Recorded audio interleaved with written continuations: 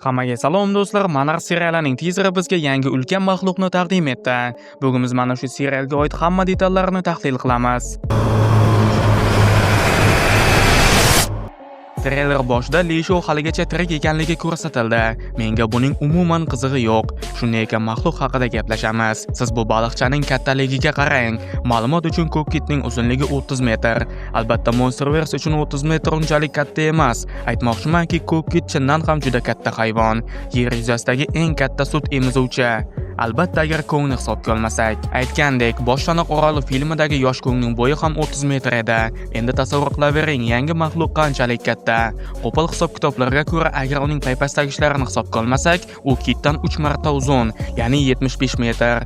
Godzilla uchun 75 metrlik maxluq hech nima emas, ammo boya aytganimdek bu qo'pol hisob-kitob. Chunki tasvirda Kit bizga yaqin suzyapti, maxluq esa uzoqroq. Shunday ekan aslida bu maxluq aslida ancha katta bo'lishi mumkin. Buning ustiga treylerda bizga uning Godzilladan katta ekanligi aytildi. And it's not Godzilla. This is something bigger. Aytgandek, bu gapni boyagi Li Shou aytyapti. Xullas bu qanaqa maxluq o'zi? Ko'rinib turibdiki, u qandaydir ko'p oyoqli mollyuskasimon jonivor. Avvalgi tizerda biz uning juda katta kemani suvga tortib ketganini ko'rgandik. Aytgandek, xuddi shu sahnada Li Shou ham qatnashadi. Nima bo'lsa ham ko'zga tashlanadigan harakat qilyaptilar. Mayli, e'tibor bermaymiz. 8 oyoqsimon maxluqqa qaytamiz. Monsterverse'da 8 oyoqqa o'xshash titanlar ko'p. Boshlaniq oroli filmidagi ulkan 8 oyoq, ammo u allaqachon xo'tlanch oyoqqa aylanib ketgan. Ta'mi o'zgacha mazali. Yoki Boshlaniq oroli multserialida qatnashgan Kraken. Ha, shunaqasi ham bo'lganda, ammo u ham o'lgan. Keyingisi esa Godzilla Dominion komiksida qatnashgan Titan Nakika. Men bu titanni ko'rsatishlarini juda xohlagandim, ammo afsuski biz tizerda ko'rgan maxluq Nakika emas. Nakika ancha tinchliksevar maxluq. Yangi titan esa butun insoniyat uchun katta xavf ekanligi aytilgan. Hozircha odamlar bu maxluqni Titan X deb atashmoqda. Biz ham shunday ataymiz. Titan X qadim zamonlarda yer markaziga qamalib qolgan. Ehtimol aynan Godzilla uni qamab qo'ygan bo'lishi mumkin, chunki bu uning taktikasi. Yodingizda bo'lsa, Godzilla qirol Skarni ham yer markaziga qamab qo'yganda. Xuddi shunday Titan X ham uzoq yillar yer tubida qolib ketgan, ammo endi u yana ozodlikka chiqdi. Aytgandek, katta ehtimol bilan uni Li Shou ozod qilgan. Hoynahoy yer tubida qolib ketgan Li Shou aynan shu maxluq yordamida yer yuzasiga chiqib olishga harakat qiladi. Ammo natijada Titan X Li Shou bilan birga o'sha zindondan chiqib oladi va yetmaganiga o'ziga o'xshash mayda maxluqchalarni ham olib chiqadi. Biz ularni tizerda ko'rdik. Nimasi bilandir bu holat menga Titan Kamazotni eslatyapti. Chunki u ham o'zi bilan minglab mayda maxluqchalarni olib yurardi. Ehtimol Kamazot va Titan X o'rtasida bog'liqlik bo'lishi mumkin. Uning ko'zlariga e'tibor bering. Birinchidan uning qorachig'i ikkiga bo'lingan. Ba'zida dengiz tubida suzadigan baliqlarda shunaqasi kuzatiladi. Ehtimol bu ko'zlardan bittasi qorong'uda, ikkinchisi esa yorug' joylarda ko'rish uchun mo'ljallangan bo'lishi mumkin. Ammo shuni ham hisobga olish kerakki, bu shunchaki serial va uning ko'zlari shunchaki chiroyli dizayn sababli bo'lishi ham mumkin. Har holda bu James Cameronning Avatar filmi emas. Shunday ekan hammasi ilmiy jihatdan to'g'ri bo'lishi shart emas. Ikkinchidan bu ko'zlar o'zidan nur taratayapti, xuddi Godzilla yoki qirol Skarning ko'zlari kabi. Bu nimani anglatishini hozircha bilmayman, ammo bu radiatsiya yoki yer ostidagi energiya manbai bilan bog'liq bo'lishi mumkin. Endi timeline-ga e'tibor qaratamiz. Monarx seriali voqealari Godzilla Kongga qarshi filmidan oldinroq bo'lib o'tadi. Godzilla yaqindagina Ghidorani yengan va qirolga aylangan.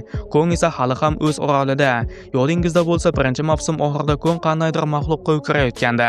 Menimcha bu aynan Titan X bo'lishi mumkin, chunki Godzilla haddan ziyod kuchli raqib. Shu sababli Titan X Boshlaniq oroliga suzib boradi. Menda bitta taxmin paydo bo'ldi. Ehtimol Kongning ajdodlari va chanaqzavrlardan oldin Chanaq orolida ulkan 8 oyoqlar yashagan bo'lishi mumkin. Chunki allaqachon ikkita 8 oyoq Kongni o'ldirishga harakat qilib ko'rdi, orolni qaytarib olish uchun. Agar Kong o'sha 8 oyoqni hech ikkilanmay yeb yuborganini hisobga olsak, bu aniq u uchratgan birinchi 8 oyoq emas. U aniq avval ham 8 oyoqlar bilan jang qilgan. Ehtimol Kong yuzlab 8 oyoqlarni yengan bo'lishi mumkin. Endi ularning eng kattasi Kongni o'ldirib, Chanaq orolni qaytarib olmoqchi.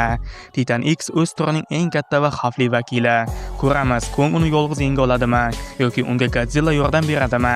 Yana eslataman, bu serial voqealari Godzilla Kongga qarshi filmidan avval bo'lib o'tgan. Endi o'sha filmda Kong o'zini qanday tutganini eslang. Dengizda Kong Godzillani uchratgan paytda u go'yoki Godzillaning kimligini bilgandek tuyulganda, xuddi uni avval ham ko'rgandek. Demak, Godzilla chindan ham Monarch serialida Chanoq oroliga kelishi mumkin va biz Godzilla va Kongning eng birinchi to'qnashuviga guvoh bo'lishimiz mumkin. Lekin Monarch seriali ko'proq odamlar haqidagi serial bo'lgani uchun afsuski bizga Godzilladan ko'proq Lee Show ko'rsatiladi. Ammo baribir qiziq bo'ladi. Xuddi birinchi mavsum kabi serial Christopher Nolanning uslubida turli vaqt oraliqlarini aralashtirib ko'rsatadi. Kimgadir bu yoqadi, kimgadir yo'q. Ammo bu yo'l bilan asosiy filmlarga ko'proq ishoralar qilish mumkin. Ehtimol serialda Mechagodzillaga ham bir nechta ishoralar bo'lishi mumkin. Serial fevral oyining oxirida chiqadi. Men esa kutishingiz oson bo'lishi uchun maxluqlar olami haqida ko'proq video tayyorlashga harakat qilaman. Bilasizmi? Komikslarda qiziq voqealar bo'lyapti. Masalan, Godzilla va Kong Adolat ligasiga qarshi komiksining ikkinchi qismi chiqarilmoqda. U yerda Superman, Ghidorah, Shimo va Lee Show qatnashgan. Baribir shu odamni eslamasak bo'lmaskan. Xullas, yaqin orada maxluqlar haqida kontent ko'p bo'ladi. Bugungi video sizga yoqdimi, yo'qmi? Buni yozib keting. Keyingi videolarda ko'rishguncha sog' bo'ling, omon bo'ling.